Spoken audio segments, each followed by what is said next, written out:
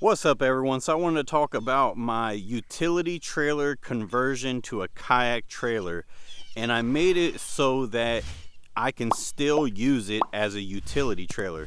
So I have these cross beams here, right? Just pieces of wood. These aren't pressure treated. I used what I had, but I would recommend pressure treated. Now you can see we have just some regular old U-bolts here bolted down. So we just loosen those up, both ends, right there and right there, and then it goes back to being a utility trailer. But it's a 5x8 trailer. Bought it maybe a couple years ago. I think it was Tractor Supply. What's good about 5x8 is it's big. 4x8, things that are actually 4 feet won't fit in it, so 5x8 is nice. It also has a big gate. I disconnected that. I took it off. I need to use it. I can put it back on. It's just 2 bolts. So we have, as you can see here, some big 4-inch pipes. So these 4-inch pipes, you drill holes in them, and you then drill a hole through that and the wood, add your bolts and your washers and Loctite nuts, and you got it secured onto these bad boys right here. And then I heated up the pipes and just bent them slowly so that I had a little more of an angle to get on here. Now I will say that it sits kind of high up, so I actually would recommend that you still use a kayak cart if you do it this way. I will give you a recommendation on getting this lower, but first things first, I would recommend using a kayak cart. I actually gave myself a hernia. I had this loaded up with battery, all kinds of stuff. First time I got out on the lake, and I pulled this, I backed it up to here, and I tried to put it up on here, and I ended up giving myself a hernia. And so I got it up on there, but at a cost. And that's when I decided to put this bad boy on here. So we have a winch, and it's already gotten rusty. It has not been on here long at all. It's got rusted immediately. So I don't know a lot about that. My stepdad actually welded this for me. It took him like a minute, so that was really awesome, just to see something this cool and cheap. This is not expensive. I think I got that from Harbor Freight, and that was just a piece of scrap metal he had laying around. And then this piece right here was cheap, got that from Harbor Freight as well. And so I put that on this part, and I can connect this here. I can actually connect this to the kayak and winch it all the way up. It's a little bit of you have to kind of play with this and that and go back and forth and then kind of get it going, but you can do that. I prefer, actually, it's cool that I have that, but I actually prefer having the car parked somewhere, putting the kayak on just a kayak cart, bringing it up to the trailer, and what I'll do is, say the kayak's long ways like this, I'll turn it sideways.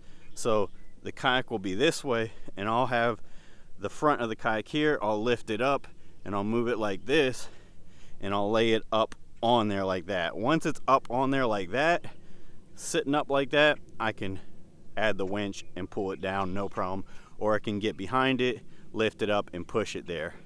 And if you're not on a hill, you don't have to worry about it sliding back. So it's real simple. Those are 4-inch pipes. I went big. You'll have to decide the distance between them. I believe mine is a good 12 inches, and it's made for like bigger kayaks and stuff. But you'll have to decide how it rests, how it's going to need to rest underneath your kayak to determine the distance under there. These right here are probably the best feature I have on here. These are quick release. So I have one on this side, I have one on that side, and they connect. And so what happens is, I can quickly tighten this down. I can release it. If I disconnect it there and hit that release button, it will retract in. So there is no like messing with your ratchet straps every morning when you get out there early. None of that. And then I have them welded and stuff on there, so no one can mess with them, take them. They're really not that expensive when you think about how good they are as well.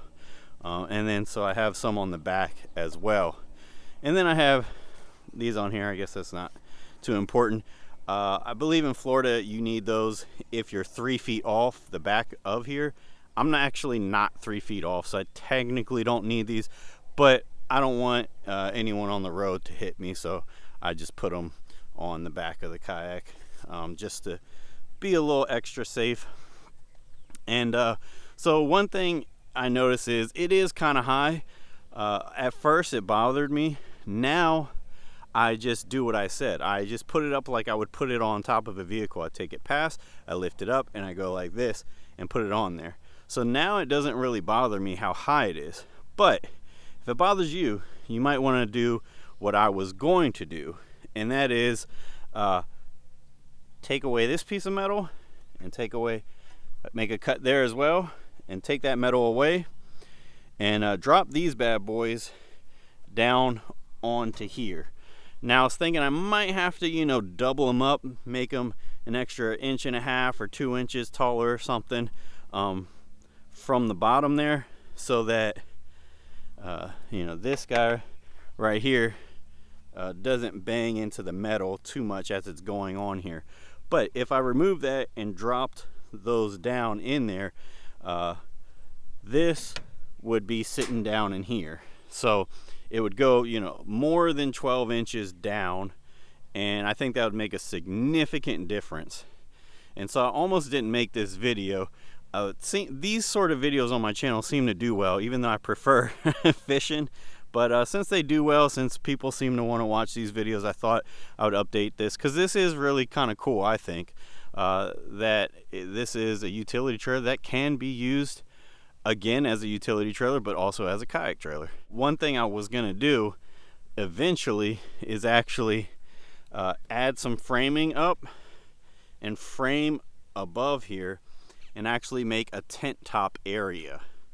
And what would be cool about that is if I decide to travel and do some kayak tournaments or something to that effect, or maybe not even tournaments, just go places to fish, and I want to, it's 3+ hour drive, but I want to fish in the morning, instead of going crazy early, I can just go the night before, sleep near the boat ramp, up in my tent above the trailer, and then in the morning get out, go fishing. So that is something I'm hoping to do eventually. I don't have an immediate need for it, so I don't think I'll do it anytime too soon. But yeah, that's super simple how to do the kayak trailer conversion there. And I did spread out these pipes, like they go outwards a little bit. I've seen other people do that. I actually did it unintentionally. That's why one is a little more straight and one's a little more out. They kind of have a mind of their own when you heat them up and just kind of bending them down. But that actually works out. So I will say be careful when you're doing it, because I do feel like you can break it. So you can see it has it looks like it's weak, but it's not. But I still worry about it. But what I actually plan on doing is getting a ton of JB Weld and just thickening this up and just making it really solid, just so I have nothing to worry about. But it actually does look like it's fine. I've been using this quite a bit recently, and before I had this kayak trailer, I didn't really use my kayak much. I want to, I just didn't get out there and do it. And I wonder if that's tilapia moving or if that's bass. Of course it's probably bass, because we're not fishing. We came here to film this. Unbelievable. On that note, hope this helps some of y'all out there. If you like fishing videos, bass fishing videos, subscribe, and I'm out. Peace.